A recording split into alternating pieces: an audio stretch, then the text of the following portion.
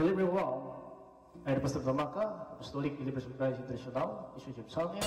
The program like is share, subscribe, and post notification bell for update every day the new videos. Thank you so much. God bless us all. Magandang araw po sa lahat nating mga listeners. Dito po sa YouTube channel sa Facebook, ang kapayapaan, habag, biyaya ng Diyos na may sumasa atin sa magitan ng ating Panginoon Kristo. Ito po yung Pastor Tamaka, Apostolic Believers of Christ International. Mga kapatid, sa oras na ito, una sa lahat, magpasalamat tayo sa Panginoon sa kanyang kaputihan. Dahil sa bawat araw, napakabuti po ng Diyos sa atin. Ngayon is April 6, 2024. Mga kapatid, itong palibagong araw na naman ay bigay ng Diyos sa atin. Huwag kalimutan mga kapatid na tayo po ay dapat bigyan natin ng pagkataon ang mga salita ng Diyos na nagbigay po sa atin ng pag-asa tungkol po sa pagkamit ng kaligtasan. Dahil ang kaligtasan talaga ang pinakamahalaga sa atin dito sa sanlibutan. Habang namuhay po tayo dito sa sanlibutan, kailangan natin mga kapatid malaman kung paano makamit natin ang kaligtasan. Now, halos siguro mga kapatid sa lahat ng tao kung magtanong tayo ay nais ng kaligtasan, siguro isa lang pang sagot. Talagang kaligtasan talaga ang nais natin, sapagkat ang impyerno, napakahirap po na impyerno mga kapatid kapag napunta ang tao doon, kasi ang impyerno walang kapahingaan ng tao doon na araw at gabi magpakailanman. So mga kapatid, ayaw naman ng Panginoon na doon talaga ang ating punta, sapagkat bago tayo sinilang sa libutan ay alam na po ng Diyos kung sino po ang kanya maging anak. Na maging anak po tayo ng Panginoon kapag sundin natin ang kanyang mga utos at tayo po sa banal na aklat. Now, kaya napakahalaga mga kapatid, ang mga araw na ito po ay binigay ng Diyos sa atin na kahit paano makapaghanda po tayo. Now, hindi naman natin ma-perfect ating sarili, magkakamali talaga tayo, hindi po tayo makaiwas sa ating mga pamumuhay, talagang hindi natin nagawa ang kalooban ng Diyos, sapagkat mayroon naman utos ng Diyos sa Biblia na tinuturo po sa atin. Pero minsan mga kapatid, nakalimutan po natin, hindi natin nagawa dahil po sa ating pamumuhay, na minsan po tayo na po ang nasusunod mga kapatid. Kaya pinaparusahan tayo ng Diyos dahil po sa ating pamumuhay na hindi po nakakabuti sa kanyang paningin. Bakit pinarusahan tayo ng Diyos? Sapagkat itinuturi tayong mga anak, sapagkat ang mga magulang lang po ang may kaparapatan magparusa po ng mga anak. So kaya ito ang ating Panginoon Kristo, ito po ay pumunta po dito sa libutan upang nadaigin niya ang kapangyarihan ng Diablo na siyang kamatayan. Sapagkat bakit namatay tayo ngayon? Dahil po ang Diablo noon pa lang ay kanya talagang nalinla ang ating Panginoon si Adan si Eva sa kanyang paraan na yung puno ng kahoy na ang bunga na yan ay hindi pinagbawal ng Panginoon, ay yung po kinakain na ating mga magulang na si Adan si Eva dahil po sa gawa ng Diablo. Ngayon mga kapatid naman, kahit na po sa ating pamuhay ngayon, ilangkin po natin Christian po tayo, ibig sabihin maka-Diyos, tayo po ay may panampalataya, pastorman, pari, tagapagturo ng salita ng Diyos, pero hindi po tayo makaiwas ng galaw ng Diablo, sapagkat ang Diablo, yun talaga ang trabaho niya, magliligaw po ng mga tao na mga may pananampalataya. So yan mga kapatid, ang dahilan hanggang sa mga araw na ito ay binigyan tayo na po yung pagkataon na sana po ang kanyang salita ay maalaman po natin at makaparating po sa atin. Now ito po ang dahilan na mayroon na pong internet o satellite. Ito po ibigay ng Diyos sa kaalaman ng tao para po na kahit sa ganitong paraan, saan tayo ngayon na nakatira sa andako ng daigdig, ay maparating po sa atin ang kanyang salita para magbagong buhay na po tayo. Dahil po alam ng Diyos sa ating pumuhay ngayon, mayroon po mga bagay na dapat natin gawin na hindi natin nagawa dahil po natin napakinggan, kasi hindi po natin pinagbigyan po ang Panginoon ng panahon. So ngayon na po mga kapatid, ang panahon, magsisi na po tayo sa Panginoon Kristo po mga kapatid, habang siya nang umpisa po ng aral, ay po sa Matthew chapter 4 in verse 17, na magsisi na kayo sapagkat malapit na ang kaharian ng Diyos. Ito po mga kapatid ang ating buksan ngayon na sinabi ng Panginoon dito sa Matthew in chapter 4 verse 17, na siya nang umpisa ng aral. Ito ang sinabi niya mga kapatid sa chapter 4 dito sa Matthew in verse 17. Ganito po ang sinabi niya nang nag-umpisa na po siya ng aral mga kapatid, na siya po ay natapos mabautismuhan na po ni John the Baptist after fasting the 40 days and 40 nights Jesus said unto them in the day of the Jesus Christ to teaching everyone among the people the Jerusalem and anywhere. Now ito mga kapatid, ang salita ng Panginoon Jesucristo na siya pinukumpisa na pong nangaral. Simula noon nangaral na si Jesus, at ito ang kanyang mensahe: pagsisihan na ninyo ang inyong mga kasalanan, dahil malapit na ang paghahari ng Diyos. Ayan mga kapatid, sinabi po ng Biblia na nagumpisa na po siya nangaral. So yun na po ang kanya sinasabi, repent because the kingdom of heaven is hand.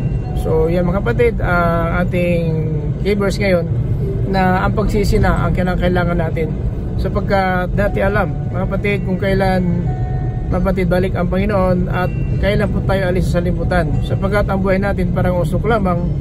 Ito'y saglit nakikita, kaagad nawawala. Ayan po Santiago in chapter 4 in verse 14 na ito talaga ay sinabi ni Apostol Santiago na ang ating buhay parang usok, saglit nakikita at kaagad nawala.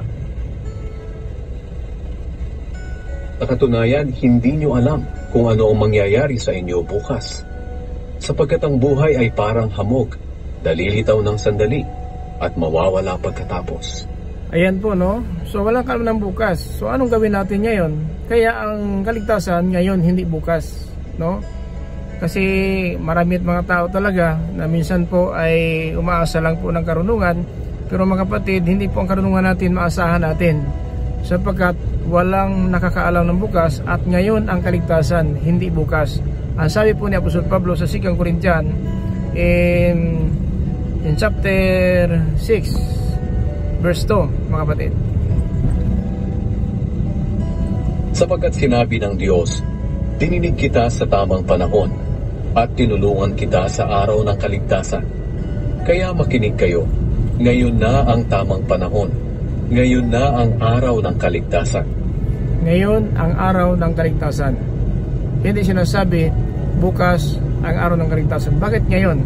Sapagkat araw-araw po may namamatay, araw-araw po may isinilang. Kasi sa ating pagkamatay, pagkatapos hatol na po. So may pagkataon pa tayo mga kapatid na habang buhay pa tayo may pag-asa.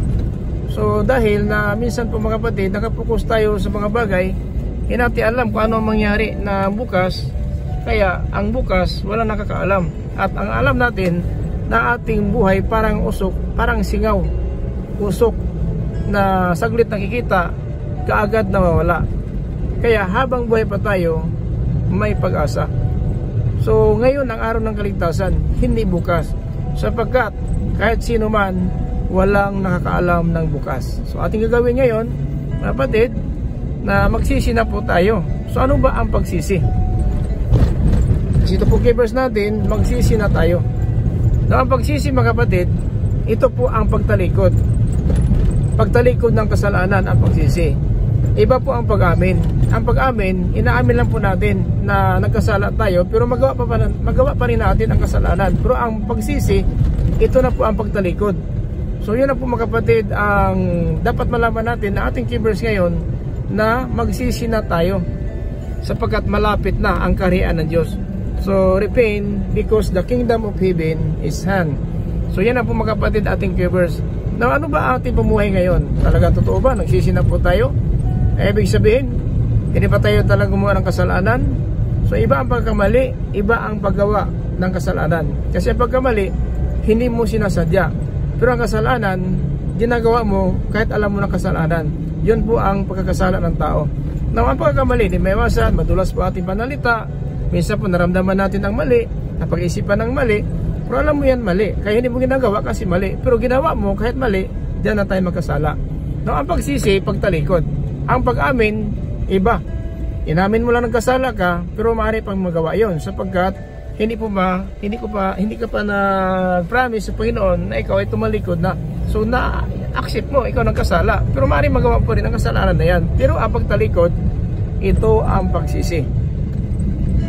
Kapatid, Ganyan po ang sistema ng ating kalagayan sa libutan. Marami po ang nag-amin kung tinanggap nila ang kamalian, pero magawa pa rin yung kamalian sapagkat hindi ka pa tumalikod.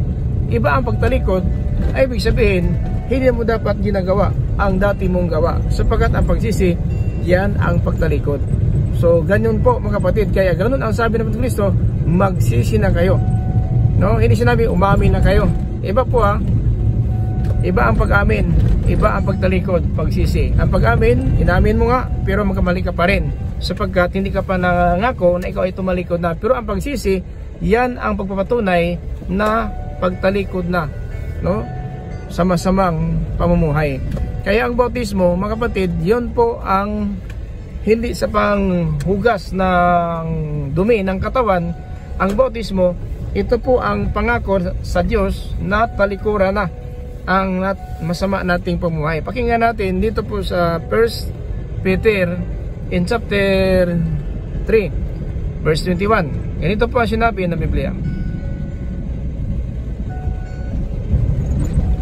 Ang tubig na ito ay larawan ng bautismong nagliligtas sa atin sa pamamagitan ng muling pagkabuhay ni Hesukristo. Hindi ito paghuhugas ng dumi sa katawan, kundi pangako natin sa Diyos na hindi na tayo gagawa ng anumang bagay na alam nating labag sa kalooban niya.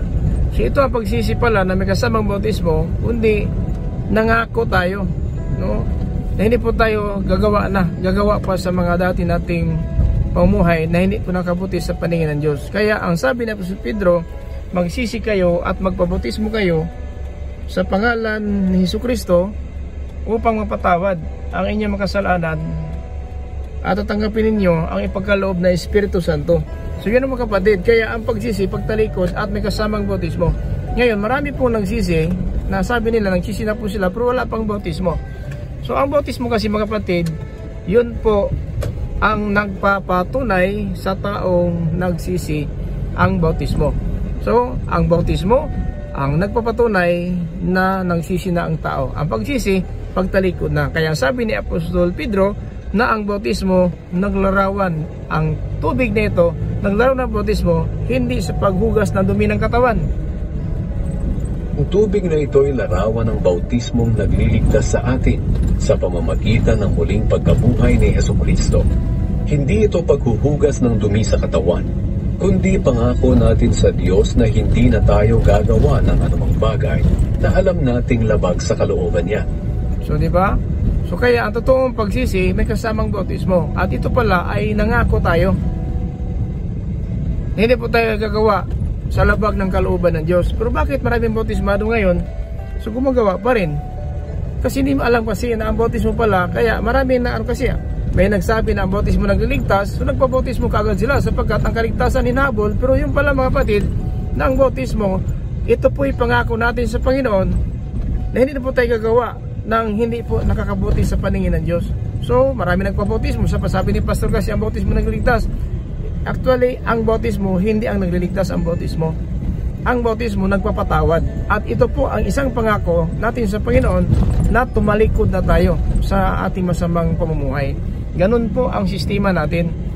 Kasi marami naghabol ng bautismo sapagkat sabi ni Pastor, ang bautismo nagliligtas. Kaya marami nagpabautismo at hindi alam nila ano ang purpose ng bautismo. Bakit nagpabautismo talaga tayo? Dahil sinabi ni Pedro, magsisi kayo sa Acts 2:38, sa Gawa, Kabanata 2, Talata 38, magsisi kayo at magpabautismo kayo ang bawat isa sa inyo sa pangalan ni Hesukristo upang mapatawad ang inyong makasalanan. So ganun po, nagpabautismo tayo na ito po, nagsisimula tayo, ibig sabihin nangako tayo talikuran na ating makasalanan at nagpabautismo tayo para mapatawad na po yung dati nating mga ginagawa. So yung pala mga kapatid, na pagpabautismo natin, nangako po tayo.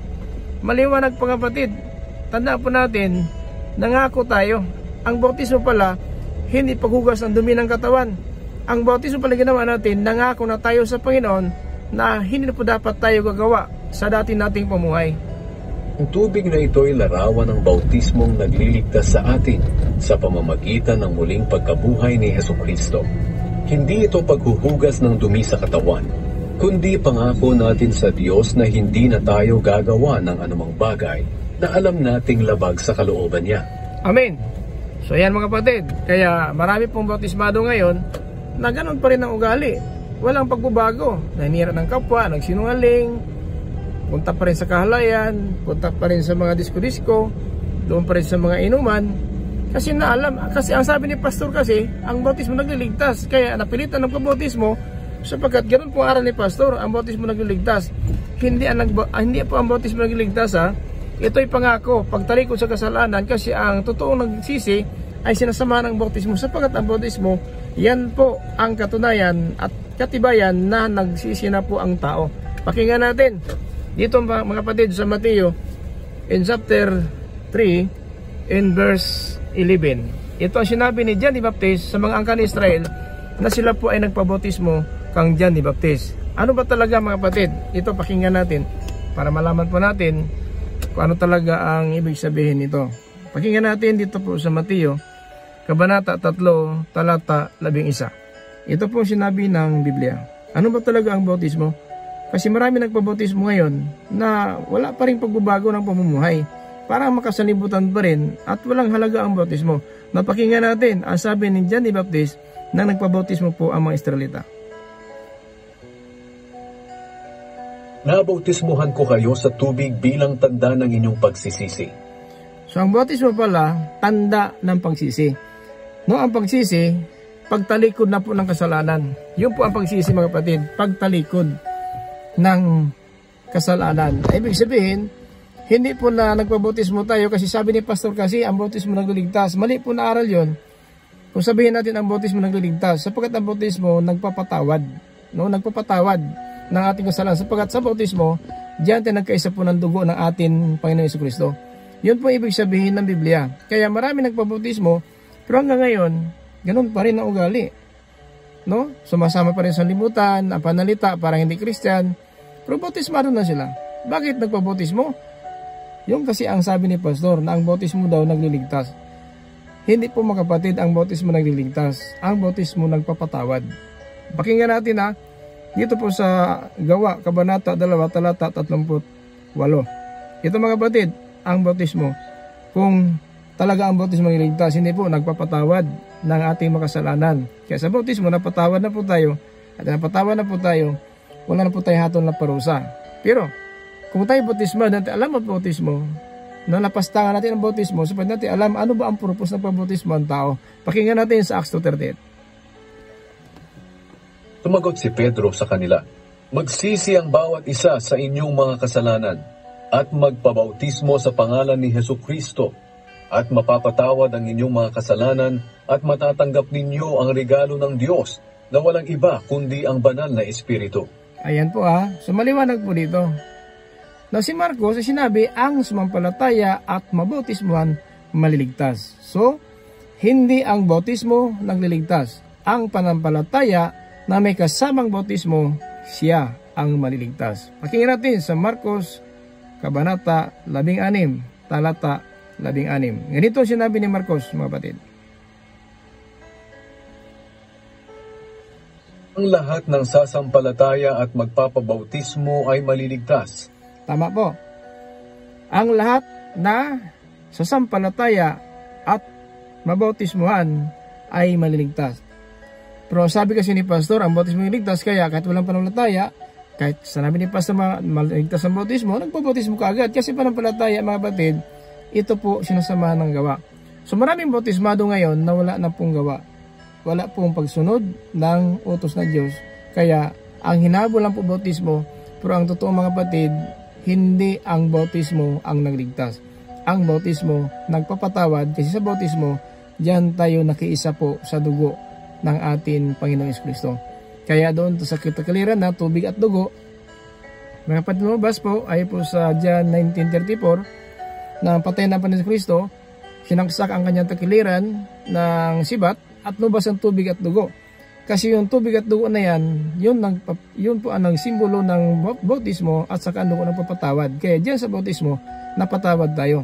Bakit tubig at dugo? Nagsama ang tubig at dugo. Kasi yun po ang simbolo ng tubig, larawan ng bautismo. Ito po ang sabi ni Apostol Pedro na ang tubig naglarawan ng bautismo, ito ay kapatid, dahil po dito magkaroon tayo ng kaligtasan na tayo po nasa mampalataya at mabautismuhan. No, ang pagpabautismo, ito po mga kapatid ang pagtalikod natin sa ating mga kasalanan na tinutunayan po natin. Ang sabi ni John the Baptist, binautismo kayo, tanda ng inyong pagsisi. So ang nagpabautismo na tao, yun po ang totoo nagsisi. Pero dahil nagsisi na po tayo, huwag na po natin balikan ang ating dating pumuhay na makasanlibutan. Sapagkat tapos na tayo nakatanggap ng kapatawaran. Kaya sabi ni Apostol Pablo na kapag ang tao sinasadya po niya ang pagkakasala, wala nang halad kung wala nang alay inihaw para po sa kapatawaran. Hebreo in chapter 10 verse 26-27. Pakinggan natin ang sabi ng Pablo. Ito po ang sinabi niya sa 10:26-27 dito po sa Hebreo, mga kapatid.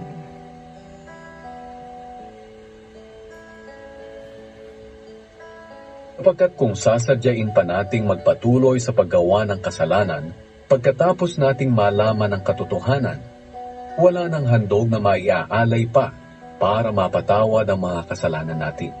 So, sapagkat kung sadyain natin na magpatuloy sa paggawa ng kasalanan, matapos natin malalaman ang katotohanan, alam natin na nagpabautismo na po tayo kasi alam natin ang bautismo, tayo po ay nakakaalam na ito pala ang nagpapatawad nating kasalanan. Pero kung sadyain natin, ito ang sinabi sa 27. Anging ang nakakatakot na paghuhukom at nagliliyab na apoy ang naghihintay sa mga taong kumakalaban sa Diyos. So tanging nakakilakilabot na apoy. No, wag naman mga kapatid, imbis kay nabautismo na po tayo, napatawad na po tayo, pero sinadya pa rin natin magkasala. So kapag sadyain natin yung pagkasala na yan, wala nang alay, mga kapatid. Dito pa kapatid sa Hebreo, in chapter 6, verse 4 up to 5. Pakinggan natin mga kapatid dito sa Hebreo.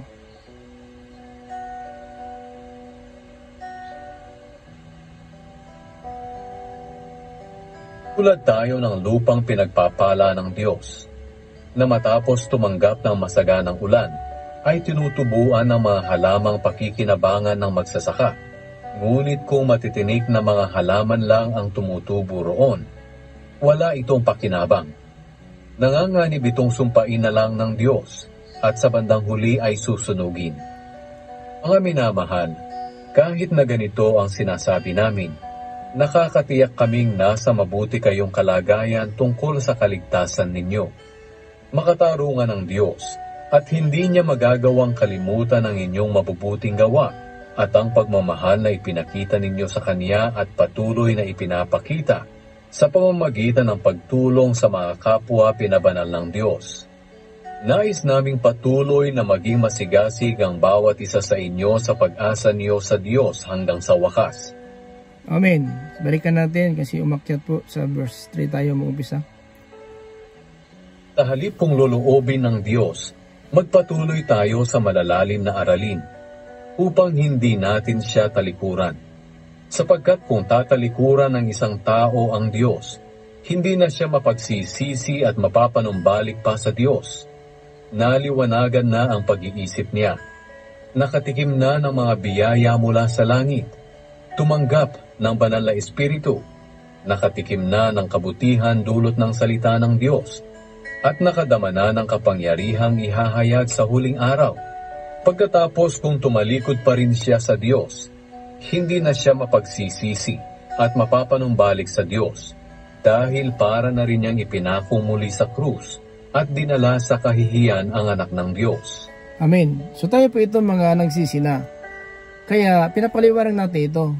Iba ka, sabihin na, magpabautismo na kayo pastor, magsisi na kami, at magpabautismo kasi patawaran pala yun. Tama. Pero, dapat alam natin na kung ano ang purpose ng pabautismo tayo, ang purpose ng pabautismo tayo, pagtalikod na. Nagsisi na po tayo ng pabautismo para mapatawad tayo at tanggapin natin ang Espiritu Santo na ito'y tatakno natin na pangalan po na ating Panginoong Jesucristo. Na ngayon, kung tayo bautismado na, at bumalik naman tayo sa sanlibutan, ano pa ang mapala natin? Hindi na po mga kapatid, makapagsisi pa siya na may kasamang bautismo. Pero pwede pa niya aminin. Aminin niya sa Panginoon kasi ang Panginoon mabahabagin. Pero hindi na pwede pa magsisi kasi ang pagsisi, isang Panginoon, isang bautismo, isang panampalataya. Ang pagsisi kasi na biblical, may kasamang bautismo. Ngayon, kung bautismado na tayo at bumalik tayo sa limutan, na para natin alam kasi na akala natin ang bautismo, na pag bautismado tayo, maligtas na po tayo. Pero sa darating na panahon, na nakaraan na mga panahon, nakalipas na mga panahon, bumalik naman tayo sa limutan. At saka baka sabi, magsisi naman ang bautismo ko, hindi po pwede yun. Kasi isang bautismo lang po ang sinang Biblia sa Ephesians chapter 4 in verse 5. Na isang Panginoon, isang bautismo, at isang kapatid, panampalataya. Now, baka sabihin mo, magbabautismo ako ulit, pastor, sapagkat nakasala naman ako. No, wala na po. Ang sabi dito pagkatapos kung tumalikod pa rin siya sa Diyos, hindi na maaari pa magsisipa siya at manumbalik sa Diyos dahil para na rin niyang ipinakong muli sa krus at dinala sa kahiyaan ng anak ng Diyos. So wala na po pagsisi, pero pwede aminin mo. Pwede mo aminin sa Panginoon, Panginoon, patawad po kasi ganito talaga, nakagawa na ako ng kasalanan. Pwede mo gawin yun, pero kung magsisi ka pa na may bautismo, wala na po. Kasi isang bautismo, isang panampalataya, isang Panginoon. Ganito po ang sinasabi mga kapatid, dito po sa Ephesians in chapter 4 in verse 5. Pakinggan natin mga kapatid ang sulat ni Apostol Pablo na dito po sa verse 5.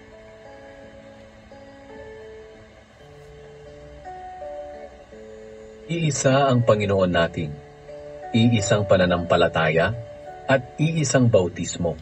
So kaya, isang bautismo lang. Ngayon, kasi alam mo na talagang ang bautismo nagpapatawad. Ngayon, nakawa ng kasalanan, bautismo na ulit. No, hindi na po. Hindi na pwede maaari pa magsisi siya na may kasamang bautismo. Pwede mo aminin yon sa Panginoon, pwede. So pagkatabang may patay may pag-asa. Now, kung ito po ang ating ginawa, nagpabautismo tayo ngayon dahil po na alam natin na ang bautismo magpapatawad, so yun po, maganda po yan kasi yun talaga ang dapat gawin natin sapagkat pagkakit ng langit ng Pinis Kristo, yun talagang utos niya sa Mateo chapter 28 verse 19. Pumunta kayo sa lahat ng lugar at turuan nyo ang lahat at bautismuhan sila sa pangalan ng Ama, ng Anak, na Espiritu Santo. So yun po mga kapatid ay ginawa po ng mga apostoles yan sa araw ng Pentecost. Talagang pinapangalan ng Apostol Pedro at ng mga apostoles ang bautismo. At yun na po sabi si Pedro, magsisi kayo at magpabautismo. Ngayon, dahil po napakinggan natin ang katotohanan na magsisi tayo at magpabautismo, so yung ginawa na po natin, nagsisi tayo nagpabautismo kasi ang sabi talaga ng Banal na Espiritu upang mapatawad ating makasalanan. So yun pong ginagawa ng tao sa atin, tayo po nagsisi talaga, nagpabautismo tayo sapagkat naunawaan natin ang katotohanan na kailangan magpabautismo po tayo kasi ang bautismo nagpapatawad. Now, kanya-kanya po ang pagpaliwanag ng mga pastor na minsan ng iba directly sinabi ang bautismo nagliligtas. Mali po na aral yon. Hindi po ang bautismo nagliligtas. Ang bautismo nagpapatawad. Maliwanag po dito mga kapatid, balikan natin na Acts 2:38. Ang bautismo hindi nagliligtas. Ang bautismo nagpapatawad. Yun po ang totoong aral. Huwag kayong maniwala sa pastor para maakit kayo, para sumamay sa kanila. Nagpabautismo kayo kaagad. Merong bautismo lang sa ilalim ng simbahan. Pagkatapos simba, bautismo ka. Ganyan naman mali yun. Pagkatapos simba, bautismo. Pero ang mali, kung iba ang ating pagpapahayag, iba ang ating pagpaunawa. Kasi si Apostol Pablo, si Bernabe, si Silas, na sila po ay nangaral ng gabi na yun sa guard ng bilangguan, naganap ang bautismo. Pero tama ang pag-describe. Hindi kayo na, bakit nagpabautismo ka agad yung tao galing simbahan? Kasi ang sabi ni pastor sa pagwali niya na ang bautismo niligtas. Di pagkatapos ng wali, bautismo ka agad. Pero hindi nawaan, ano ba ang bautismo? Ang bautismo mga kapatid, yun po ang sabihin natin, ito po ay nangako tayo sa Panginoon. Ay po sa 1 Peter chapter 3 verse 21. Ang bautismo bilang pangako na talikuran na natin ating masamang gawa na hindi po sangayon sa Panginoon. Pero maraming bautismado ngayon kasi iba kasi ang pag-describe, iba ang magpaunawa. Kaya ang bautismo na walang kabuluhan dahil po kahit bautismado pero masama pa rin ang pamuhay. Kasi yan na alam paano natin i-explain, paano natin ipaliwanag sa sanlibutan ang bautismo na ito, mga batid. Na ito sinabi sa Acts 2:38. Tumagot si Pedro sa kanila, magsisi ang bawat isa sa inyong mga kasalanan at magpabautismo sa pangalan ni Jesucristo at mapapatawad ang inyong mga kasalanan at matatanggap ninyo ang regalo ng Diyos na walang iba kundi ang banal na Espiritu. Itong regalo na ito, dala-dala po natin ito. Regalo, banal na Espiritu. pangalan po ito ng ating Panginoon. Tatak ito sa ating noo. Kaya wag natin sayangin ang pagkataon habang buhay tayo, may pag-asa pa. Noong bautismo, balikan natin ang 1 Peter in chapter 3 in verse 21. Ganito po sinabi na Apostol Pedro. Noong bautismo pala mga batid, hindi ito sabihin natin basta-basta natin tinatanggap, ginagawa na wala tayong alam kung ano ang bautismo. Pakinggan natin 3:21 dito po sa 1 Peter chapter 3:21. Ang tubig na ito ay larawan ng bautismong nagliligtas sa atin sa pamamagitan ng muling pagkabuhay ni Hesukristo. Hindi ito paghuhugas ng dumi sa katawan, kundi pangako natin sa Diyos na hindi na tayo gagawa ng anumang bagay na alam nating labag sa kalooban niya. Di ba? So ang bautismo mga batid, yun po. Sumampalataya at mabautismo maliligtas. Kaya ang bautismo, mga batid, na may panampalataya at nagpabautismo maliligtas. Kasi kung pabautismo tayo, mga batid, bautismong habol natin walang panampalataya, yun sinabi ko na nga, hindi pareha po ang pagpaliwanag ng mga pastor. Kaya kailangan natin, kasi ang may panampalataya, gumagawa po ito na ayon sa kalooban, sapagat ang may panampalataya, gumagawa ang panampalataya. Kaya maraming bautismado na ang pamuhay iba sa mga totoong mga Kristiyano. Kasi may bautismado talaga na akala nila dahil bautismado na sila, maligtas na po sila. Pero ugali nila, walang pagbabago. Pero itong bautismo pala, ito po isang pangako, no? Isang pangako natin sa Panginoon. Ang tubig na ito ay larawan ng bautismong nagliligtas sa atin. Ang tubig na ito, larawan ng bautismo nagliligtas sa atin. Ang tubig na ito, larawan ng bautismo na nagliligtas. No? Yan po mga kapatid, larawan ang tubig na ito. So, kapag nagsisina po tayo, nabautismohan tayo, mga kapatid, tama si Marcos, ang sumampalataya at mabautismo nagliligtas. Now, ngayon, kung bautismado ka na nga, wala ka naman panampalataya. Kasi, ang habol mo lang, ang sinabi ni Pastor na ang bautismo nagliligtas. Pero ang panampalataya kasi, sinasamahan ito ng gawa.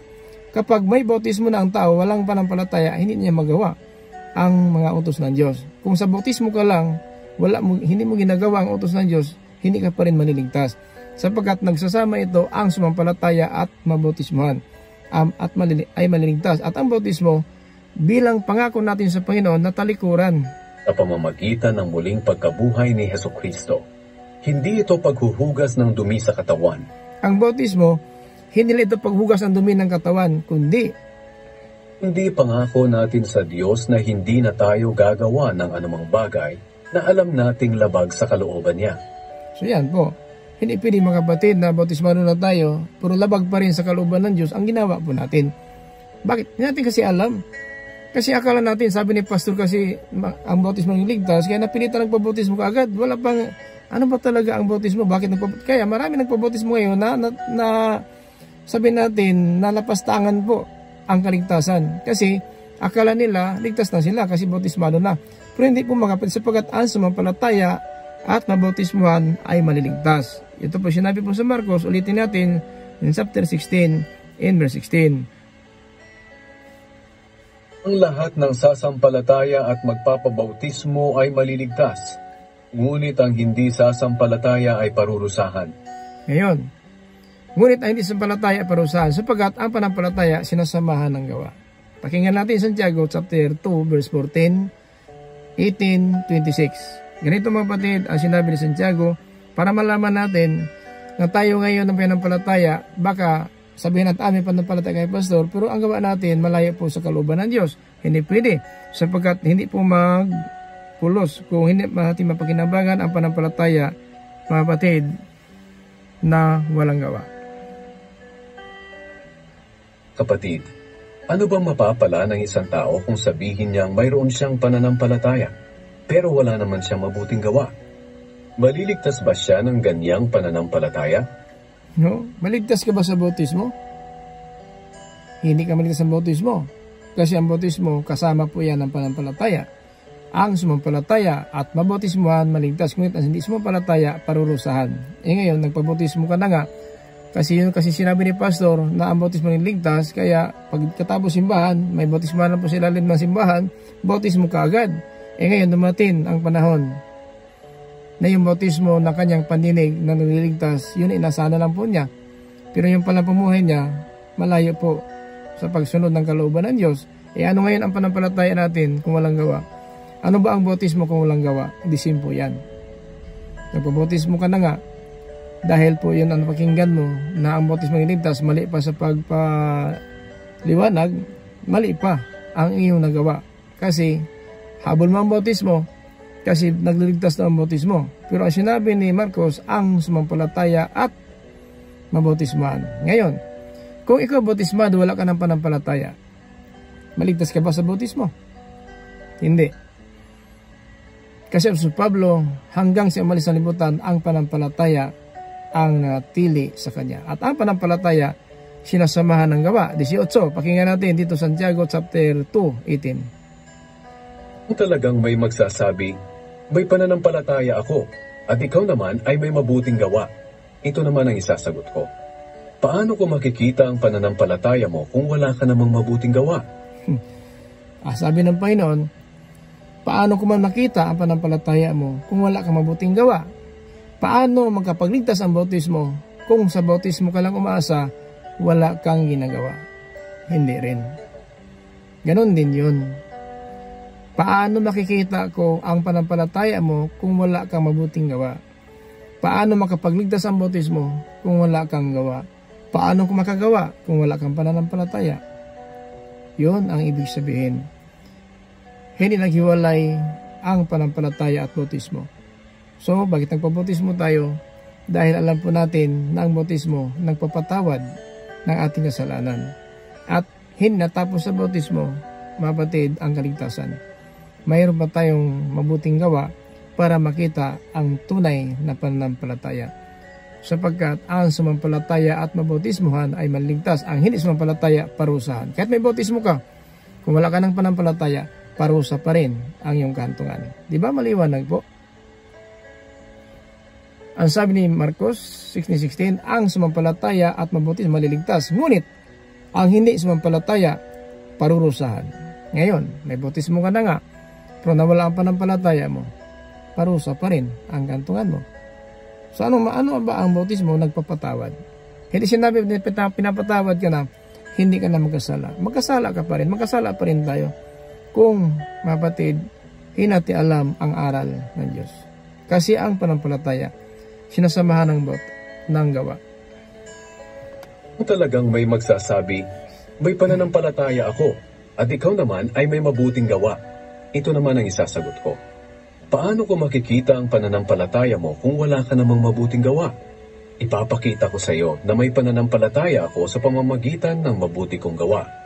Ipakita ko sa iyo, sabi Santiago, ipakita ko sa iyo ang aking pananampalataya sa pamamagitan ng aking mabuting gawa. Tama, si Apostol Pablo, 1 Thessalonians in chapter 1 verse 3, na mismo ang panampalataya natin ang gumagawa. Kaya habang may panampalataya, nagpapatuloy tayo sa paggawa ng kalooban ng Diyos dahil po ang ating gawa, bunga ng pananampalataya. Chapter 1 verse 3 sa 1 Thessalonians.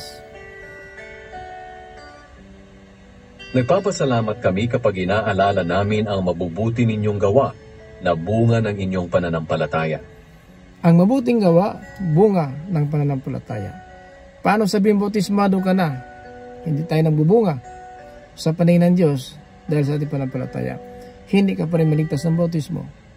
Kasi ang bautismo, nagpapatawad lang po yan sa mga araw na tayo nagkasala. Diyan pagkatapos na araw na yan, mga kapatid, napatawad na po tayo at tinuruan tayo ng Espiritu Santo na itong mga kapatid nagtuturo ng tama na pamuhay dahil ang Espiritu Santo nagtuturo sa tao may pananampalataya. Paano sabi ni Santiago? Ipakita mo sa akin ang iyong mabuting gawa dahil sa iyong pananampalataya. Kung ikaw may pananampalataya walang gawa, hindi ka makapagpatunay sa mata ng Diyos, sa mata ng tao na meron kang pananampalataya. Now ngayon mga kapatid, ayon sa ating verse na magsisi na tayo, repent because the kingdom of heaven is hand. Magsisi na kayo dahil ang kaharian ng Diyos malapit na. Now ngayon mga kapatid, kumusta man? Totoo ba talaga nagsisi na po tayo? Sinabi ko na nga, ang sabi ni John the Baptist sa Matthew chapter 3 verse 11, binautismo ko kayo, tanda ng inyong pagsisi. No, ngayon mga kapatid, sa time ng mga apostol, magsisi kayo at magpabautismo kayo sa pangalan ni Kristo upang mapatawad ang inyong mga kasalanan at tanggapin ninyo ay pagkaloob ng Espiritu Santo. Ang Espiritu Santo ito mga tatakno natin. Ito pong pangalan ng Espiritu, sinabi sa Matthew chapter 28 verse 19, bautismuhan nyo sila sa pangalan ng Ama, ng Anak at ng Espiritu Santo. Ang Espiritu Santo, tatakno natin yan. Ang bautismo natin tinatanggap in the name of Jesus Christ. Ganun mga kapatid. Yan ang bautismo mga kapatid na dapat natin tanggapin sa pangalan ng ating Panginoon Kristo.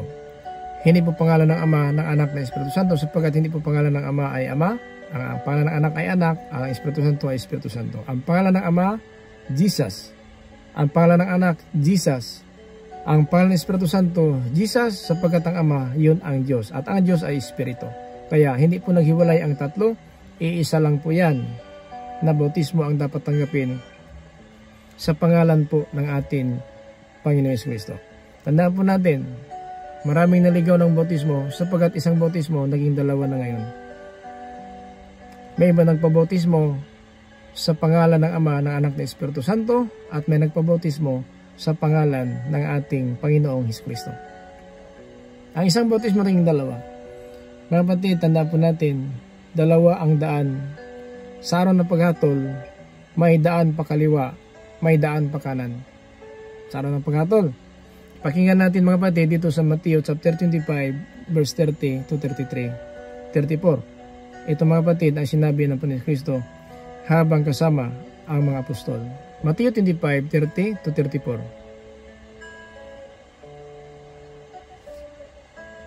Tapon ninyo ang walang silbing alipin na iyan sa kadiliman sa labas. Doon ay iiyak siya at magngangalit ang kanyang ngipin. May alipin po na sana, pero bakit natapon sa labas? Mangangalit ang ngipin. Kapatid, tandaan po natin, sa ating po mga Kristiyano, accept tayo alipin na po tayo ni Kristo, Kristiyano po tayo. Pero may mga alipin, imbis kaharian ang pupuntahan, doon sila sa madilim na dako, kapatid, mangangalit ang kanyang ngipin doon sa impyerno. Pero alipin na po ito. Bakit? Alipin na nga. Pero hindi po nagawa nila ang kalooban ng Diyos. Bakit? Nalibing minsan ang ating pagkristiyan sa sanlibutan. Imbes simbahan ang punta, imbes tayo gagawa ng kalooban ng Diyos, ang nagawa po natin, ang ayon na lang po sa ating kagustuhan, hindi po ang kalooban ng ating Panginoon. So isang alipin, tatlo po ito sila. Dalawa po ito nakapasok, pero ang isang nahulog po ang isang alipin, ay tinapon po sa labas, doon sa mangit-kit na dako, at nangangait ang kanyang ipin. Alipin na po ito tulad natin. Marami mga Kristiyan ngayon. Hanggang po sa bansang Kristiyan, hanggang sa pagtanggap na alipin ng ating Panginoon Kristo. Pero ang ating pagkalipin mga kapatid minsan nalibing ng sanlibutan dahil po sa suliranin. Kung ano pa man, minsan mga kapatid na ating nasunod ating sarili, hindi po ang kalooban ng Diyos na bilang alipin kasi ang alipin sumusunod sa kanyang Panginoon. Pero minsan may mga alipin ngayon pero sinusunod ang sarili niya, hindi ang ating Panginoon. So mag-ingat po tayo kasi ito matapon ito doon sa madilim na dako. Kasi ang alipin na ito, linibing po niya ang binigay sa kanya ng Panginoon na 1,000 na yung sabihin natin, ito po ay pangalakal ang 1,000 pero nilibing po niya sapagkat hindi niya ginagawa ang kanyang sabihin natin isang katungkulan bilang alipin. Inilibing po niya, no? Inilibing niya sa lupa. Ganun po ating pag-Christian mga kapatid. Minsan nalibing po sa libutan, imbis kay pastor tayo, Kristo manampalataya, imbis simbahan ang punta natin, magpuri sa Panginoon, nasa trabaho na po tayo, nasa diskuhan na po tayo sa bungan, doon tayo sugalan sa araw po na linggo, hindi po simbahan ang puntahan po natin. Nalibing po ang ating pag-Christian, ating pananampalataya sa sanlibutan. Imbis simbahan ang punta, nasa diskuhan, sa kahalayan, sa bungan, sa inuman, kung saan man nagpunta na po ang mga nagpapanggap na Christian na wala silang napakitang basihan na totoo talaga ay Christian, alipin ng Panginoon. Ang alipin kasi sumusunod sa kanyang Panginoon. Tulad natin mga kapatid, hindi man tayo sinasabi perfect po tayo, pero pinagsikapan natin na huwag natin kalimutan ang kalooban ng Espiritu Santo na ang salita ng Diyos na sa ating puso. Ito po ang ating iniisip at dinaramdam palagi na sana hindi po tayo mahiwalay. Hindi po tayo mag-iba sa paningin ng Diyos sa ating magkaalipin bilang Christian pastor, manampalataya dito sa liputan. So mga kapatid, mag-ingat po tayo. Ang sinabi sa 31 to 34. Pag ako na anak ng tao ay dumating na bilang hari, kasama ang lahat ng anghel, uupo ako sa aking dakilang trono. Titipunin ko sa aking harapan ang lahat ng lahi sa mundo. Pagbubukod-bukurin ko sila, tulad ng ginagawa ng pastol sa mga tupa at kambing. Ang mga tupa na walang iba kundi ang matutuwid ay ilalagay ko sa aking kanan. At ang mga kambing na walang iba kundi ang masasama ay ilalagay ko sa aking kaliwa. Pagkatapos bilang hari ay sasabihin ko sa mga tao sa aking kanan, hali kayo kayong mga pinagpala ng aking ama. Manahin ninyo ang kahariang inihanda para sa inyo mula pa ng likhain ng mundo. Yan mga kapatid, no? So sa araw ng paghatol, pagbaba na po ang bagong langit, bagong lupa, na siya upo na sa trono bilang hari na, isagawa na po niya ang hatol. Pero sa kanyang kaliwa ang mga kambing, ito yung mga masama, at sa kanyang kanan, yun po ang mga matuwid. Sa loobin ng Diyos, makasama tayo dyan. So mag-ingat na po tayo sa ating pamuhay. Paghayaan, baliwala lang po ito minsan ng Diyos na ating napakinggan. Magsisi na po tayo, magpabautismo na po tayo sa pangalan ni Jesucristo upang mapatawad po ating makasalanan. Now, pagkatapos mga kapatid ng bautismo na yan, so ang Diyos na po ang magbigay sa atin ng malalim pa ng mga salita, aral para po na magpatuloy tayo sa paggawa bilang Kristiyan, pastor, manampalataya, pari, matagapagturo na maging masunurin tayo sa ating Panginoon. So, yan po mga kapatid, mensahe natin. Tandaan po natin ang Mateo 3:11. Ang sabi niya ni Baptist, binautismo kayo, tanda ng pagsisi. Ngayon ang keywords natin, magsisi na tayo sapagkat malapit na ang kaharian ng Diyos. So magsisi na tayo at magpabautismo sa pangalan ni Jesucristo upang mapatawad ang ating mga kasalanan at tanggapin natin pagkaloob ng Espiritu Santo na ito'y tataknaon natin sapagkat lahat po na nandoon sa langit nakita ni Apostoluhan ang pangalan ng Panginoon Jesucristo nasa ating noo. Loobin ng Diyos sana, huwag tayo mahiwalay sa presensya ng Diyos, huwag tayo mahiwalay sa pagsunod ng kalooban ng Diyos, katotohanan lang po papalaya sa atin. Kaya ang aral natin, ayon po sa katotohanan, sapat sinabi ng Apostol Pablo, mga kapatid, is a 2 Corinthians, in chapter 1 verse 8, wala kaming magawa, kundi paning lang kami sa katotohanan. So ito ating ginagawa. Ito mga kapatid na sa bawat araw makapag-post tayo ng mga video, sana ay loobin ng Diyos. Magpatuloy tayo sa pagsubaybay sa ating mga video. Ito sa YouTube channel, sa Facebook. Ito mga kapatid ay nais ng Panginoon talaga. Maparating sa atin ang mensahe ng Diyos at sa magitan dito, magkaisa tayo po na pag-asa po ng pagkamit ng tunay na kaligtasan. Maraming salamat ulit sa ating mga viewers, listeners dito sa ating YouTube channel sa Facebook. Ang kapayapaan, habag, biyaya ng Diyos naway sumasa atin lahat. So magitan ng ating Panginoon Kristo. Ito po yung lingkod, Pastor Tumaka, Apostolic Believers for Christ International. And sinin to us, the grace of Jesus Christ, be with us. Amen.